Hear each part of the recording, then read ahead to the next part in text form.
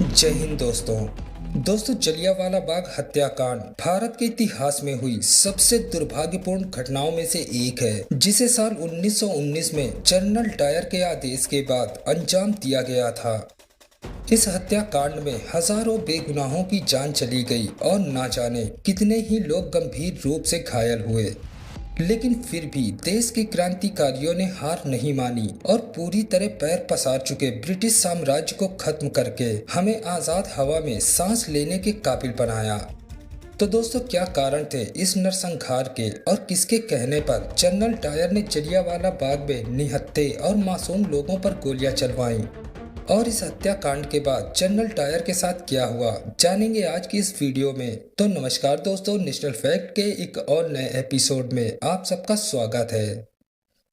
दोस्तों, साल था 1919 का, जब हमारे देश में रॉलेट एक्ट जैसे काले कानून ब्रिटिश सरकार द्वारा लागू किए गए। इन नए नियमों के जरिए उस समय देश भर में चल रहे आजादी के आंदोलन को दबाने की पूरी कोशिश की गई, जिसका विरोध देश के हर हिस्से में किया जा रहा था। लेकिन तभी 6 फरवरी साल 1919 में ब्रिटिश सरकार ने इंपीरियल लेजिस्लेटिव काउंसिल में रॉलेट बिल को पेश किया, जिसे इंपीरियल लेजिस्लेटिव काउंसिल ने मार्च के महीने में अपनी मंजूरी दे दी। इस मंजूरी का सीधा मतलब ये था, ब्रिटिश सरकार भारत में रह रहे किसी भी व्यक्ति को देशद्रोह के शक के आधार पर गिरफ्तार कर बिना किसी जूरी के सामने पेश किए हुए भी जेल में डाल सकती थी। इसके अलावा पुलिस 2 सालों तक बिना किसी भी जांच के किसी भी व्यक्ति को हिरासत में भी रख सकती थी। इस अधिनियम ने भारत में हो रही राजनीतिक गतिविधियों को दबाने के लिए ब्रिटिश सरकार को एक नई ताकत दे दी, जिसका विरोध महात्मा गांधी समेत देश के बाकी नेता बढ़ चढ़कर कर रहे थे। इस अधिनियम की मदद से ब्रिटिश सरकार भारतीय क्रांतिकारियों पर काबू पाना चाहती थी, क्योंकि उस समय देश भर में जिस तरह आंदोलन चल रहे थे, उसे देखकर ब्रिटिश सरकार को कहीं न कहीं ये लगने लगा था कि हो न हो आगे चलकर ये लोग उनके लिए कोई बड़ी परेशानी जरूर खड़ी करेंगे। इसीलिए वो इस अधिनियम के जरिए देश में हो रही जनसभाओं पर रोक लगाना चाहते थे। उन्हें ये लग रहा था कि इस अधिनियम के दबाव में आकर देश के क्रांतिकारी नेता ना तो कोई जनसभा कर पाएंगे और ना ही उनके खिलाफ कोई विद्रोह करेगा।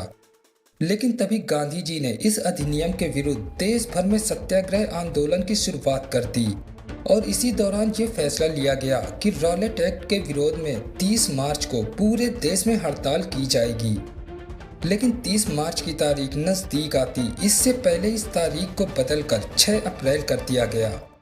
दोस्तों, बदली हुई तारीख की जानकारी पंजाब और दिल्ली के लोगों तक नहीं पहुंच सकी, जिसके चलते इन शहरों में 30 मार्च को ही हड़ताल कर दी गई, जिसका नतीजा ये हुआ कि पंजाब में ये हड़ताल शांतिपूर्ण रही, मगर दिल्ली में रेलवे स्टेशनों पर दंगे हो गए, जिसे रोकने के लिए पुलिस की तरफ से गोलियां भी चलाई गईं, जिसमें 8 लोगों की जान गई और करीब 11 लोग जख्मी हुए। दोस्तों, अभी ये सब चल ही रहा था कि इसके कुछ ही दिन बाद यानी 9 तारीख से देश में नवरात्रि का त्योहार मनाया जाने वाला था। इस रामनवमी के त्योहार को जहां देश भर में शांतिपूर्ण ढंग से मनाया गया, तो वहीं अमृतसर में रामनवमी के उपलक्ष्य में एक रैली का आयोजन किया गया। इस रैली में सब कुछ शांतिपूर्ण तरीके से चल रहा था, लेकिन तभी रैली में मौजूद लोगों ने महात्मा गांधी जिंदाबाद के नारे लगाने शुरू कर दिए। रामनवमी के मौके पर लोगों द्वारा की गई ऐसी हरकत देखकर अंग्रेजी सरकार को लगने लगा था कि यदि इन आंदोलनकारियों को अभी न रोका गया तो ये आगे चलकर हमारे लिए एक बड़ी मुसीबत खड़ी कर सकते हैं। इसीलिए ये सब बातें उस समय के पंजाब के लेफ्टिनेंट गवर्नर रहे माइको डायर को बिल्कुल भी पसंद नहीं आई, मगर वो कर भी क्या सकते थे, क्योंकि इन लोगों पर कार्रवाई करने के लिए डायर के पास कोई भी कारण मौजूद नहीं था। इसीलिए उसने एक प्लान के तहत 10 अप्रैल को डॉक्टर किचलू और डॉक्टर सतपाल, जो कि उस समय भारतीय स्वतंत्रता संग्राम के नेताओं में से एक माने जाते थे, उनकी गिरफ्तारी के हुक्म दे दिए। यहाँ माइकल डायर अच्छी तरह से जानता था कि ऐसा करने से बाकी सब आंदोलनकारी काफी गुस्से में आ जाएंगे और कोई न कोई गलत कदम जरूर उठाएंगे, और हुआ भी बिल्कुल ऐसा ही, क्योंकि 10 अप्रैल की सुबह 10 बजे डॉक्टर किचलू और डॉक्टर सतपाल को गिरफ्तार कर धर्मशाला भेज दिया गया। जब स्थानीय लोगों को इस घटना के बारे में पता चला, तो लोग डिप्टी कमिश्नर मिल्स इरविंग से मुलाकात करने के लिए उनके घर के बाहर इकट्ठा होने लगे। लेकिन डिप्टी कमिश्नर ने इन लोगों से मिलने से साफ इनकार कर दिया, जिसके बाद इन गुस्साए लोगों ने जगह जगह दंगे करने शुरू कर दिए और रेलवे स्टेशन तथा तार विभाग सहित कई सरकारी दफ्तरों को आग के हवाले कर दिया। दोस्तों, इन सारी घटनाओं से अमृतसर के हालात लगातार बिगड़ते जा रहे थे और हाल ही में हुई इस हिंसक झड़प में 3 अंग्रेजों की भी मौत हो गई। पुलिस वालों की हुई इन हत्याओं से ब्रिटिश सरकार भारतीय क्रांतिकारियों से काफी नाराज थी। इधर अमृतसर के बिगड़ते हालातों पर काबू पाने के लिए ब्रिटिश सरकार ने राज्य की जिम्मेदारी डिप्टी कमिश्नर मिल्स इरविंग से लेकर ब्रिगेडियर जनरल डायर तक को सौंप दी। जनरल डायर ने 11 अप्रैल से ही अमृतसर के हालातों को सही करने के लिए पंजाब राज्य के हालातों को देखते हुए राज्य के कई शहरों में मार्शल लॉ लगाने के आदेश दे दिए। दरअसल इस लॉ के जरिए ब्रिटिश सरकार क्रांतिकारियों द्वारा आयोजित होने वाली सभी सभाओं पर रोक लगाना चाहती थी, ताकि क्रांतिकारी उनके खिलाफ कुछ भी न कर सके। जिसके बाद 12 अप्रैल को सरकार ने अमृतसर के 2 और नेताओं चौधरी बुगामल और महासा रत्नचंद को फिर से गिरफ्तार कर लिया। इन नेताओं की गिरफ्तारी के बाद अमृतसर के लोगों के बीच गुस्सा इस कदर बढ़ चुका था कि ये लोग किसी भी वक्त शहर में दंगे कर सकते थे, जिस कारण इस शहर के हालात और बिगड़ने की संभावना थी। शहर के बिगड़ते हालातों को संभालने के लिए ब्रिटिश पुलिस ने शहर भर में कर्फ्यू लगाने के आदेश दे दिए। दोस्तों, सरकार द्वारा शहर भर में लगाए गए कर्फ्यू के बावजूद 13 अप्रैल यानी बैसाखी के दिन भारी संख्या में लोग जलियांवाला बाग में इकट्ठा होने लगे। बैसाखी का त्योहार होने के कारण कुछ लोग हरमिंदर साहिब यानी स्वर्ण मंदिर घूमने आए थे। दोस्तों, स्वर्ण मंदिर से जलियांवाला बाग काफी नजदीक होने के कारण जो लोग स्वर्ण मंदिर घूमने आए थे वे घूमते हुए जलियांवाला बाग तक पहुंच गए और बाकी लोग अपने नेताओं की गिरफ्तारी के मुद्दे पर शांतिपूर्ण रूप से सभा करने आए थे। इस तरह कुल मिलाकर उस दिन जलियांवाला बाग में करीब 20,000 से ज्यादा लोग इकट्ठे थे। ये लोग इस उद्देश्य से इकट्ठा हुए थे कि शांतिपूर्ण ढंग से सभा का आयोजन करेंगे और फिर अपने घरों को लौट जाएंगे। लेकिन इन्हें क्या पता था कि ये लोग यहाँ आ तो गए हैं, लेकिन यहाँ से सही सलामत जा नहीं पाएंगे, क्योंकि उस दिन करीब 12:40 पर डायर को जलियांवाला बाग में होने वाली सभा की सूचना मिली। सूचना मिलते ही डायर 4 बजे के करीब अपने करीब 150 सिपाहियों के साथ जलियांवाला बाग के लिए रवाना हो गया।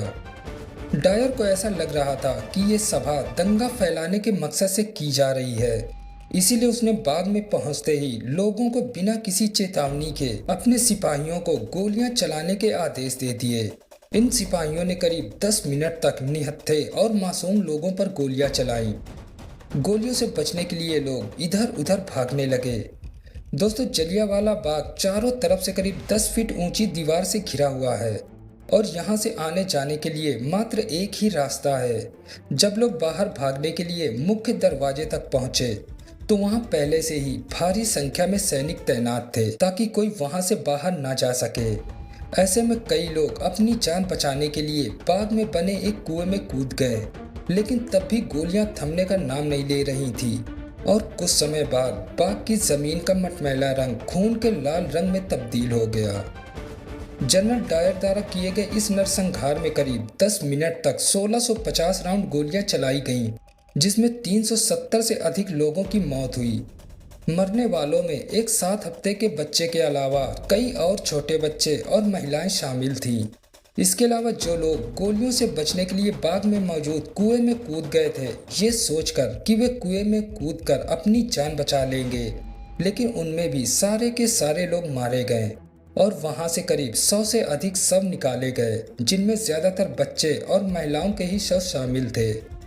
दोस्तों, इस कांड में ब्रिटिश सरकार द्वारा करीब 370 लोगों के मारे जाने की बात कही गई, जबकि कांग्रेस पार्टी के मुताबिक इस हादसे में 1000 से ज्यादा लोगों की हत्या हुई और 1500 से ज्यादा लोग घायल हुए। लेकिन ब्रिटिश सरकार ने केवल 370 के करीब लोगों की मौत होने की पुष्टि की, ताकि उनके देश की छवि विश्व भर में खराब न हो सके।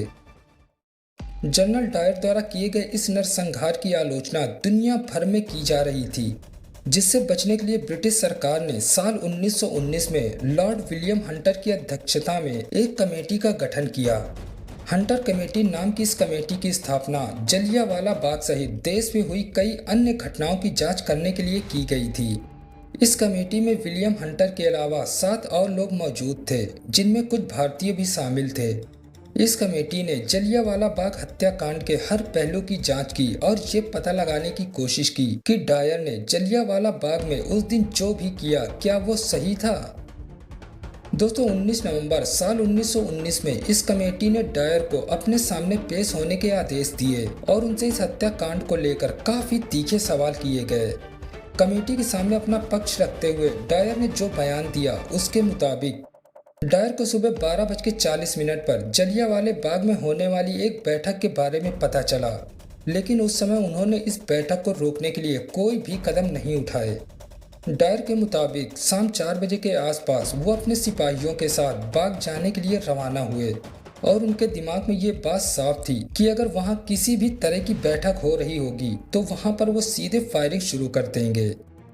कमेटी के सामने डायर ने ये बात भी मानी कि अगर वे चाहते तो लोगों को गोली चलाए बिना भी तितर बितर कर सकते थे, लेकिन उसने ऐसा नहीं किया क्योंकि उसका ऐसा सोचना था कि अगर वो लोगों को तितर बितर करता तो कुछ समय बाद वापस वहाँ लोग इकट्ठा हो जाते और उस पर हंसने लगते।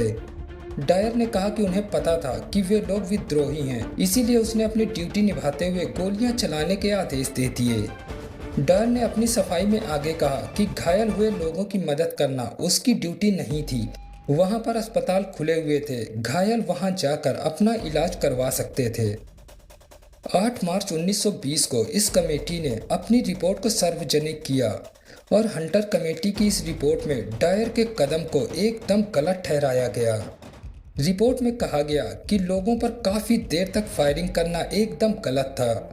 डायर ने अपनी सीमाओं को पार करते हुए ये निर्णय लिया। इस रिपोर्ट में ये भी कहा गया कि पंजाब में ब्रिटिश सरकार को खत्म करने की कोई भी साजिश नहीं की जा रही थी। इस रिपोर्ट के आने के बाद 23 मार्च 1920 को डायर को दोषी पाते हुए उसे सेवानिवृत्त कर दिया गया। तो दोस्तों आज की वीडियो के लिए बस इतना ही। अगर वीडियो अच्छी लगी हो तो वीडियो को एक लाइक कर देना और चैनल को सब्सक्राइब कर लेना ताकि हमारी आने वाली वीडियो की नोटिफिकेशन सबसे पहले आप तक पहुंचती रहे। तो मिलते हैं एक और ऐसी नई वीडियो के साथ, तब तक के लिए जय हिंद जय भारत।